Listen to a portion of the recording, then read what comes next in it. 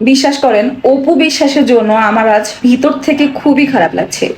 বিশেষ করে আপনারা যা শুরু করেছেন, মানে ফেসবুকে ঢোকা যাচ্ছে না, বুবলি জিতে গেছে, অপু বিশ্বাস ঠকে গেছে, আপনারা পরক্রিয়া প্রমোট করছেন। বুবলি জিতেনি, জিতেছে কিন্তু পরক্রিয়া। মানে যে মেয়েটা ভালোবেসে বিয়ে করেছিল, সংসার করেছে, একটা বাচ্চা হয়েছে, সে কিন্তু ঠকে গিয়েছে। এটাকে এমন ভাবে হাইলাইট করার কিচ্ছু নাই।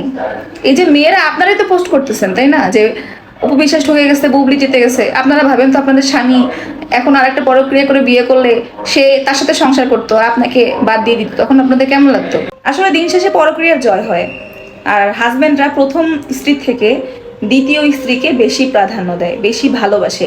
এটাই তার প্রমাণ। আমার আসলে বুবলি, অপবিশ্বাস কারোর প্রতি কোনো ক্ষোভ নাই, কারোর প্রতি আমি কারোর পক্ষে বিপক্ষে নই। কিন্তু আমি ওইসব লোকদের পছন্দ করি না যারা মানে পরক্রিয়া করে বা প্রথম স্ত্রী থাকতে তাকে ধোকা দিয়ে না জানিয়ে আরেকটা বিয়ে করে। দিন শেষে কে জিতেছে কে ঠকেছে জানি না, কারণ বুবলিও যে খুবই সুখে আছে এটা তো আসলে বলা যায় না, কারণ এটা প্রেগনেন্সির মতো বিষয়। তারপরে বাচ্চা হলো, কোথাও তার স্বামীর কোনো মানে ওপিনিয়ন নাই, কোনো কথাবার্তা নাই, সব কিছু সেই বলতেছে।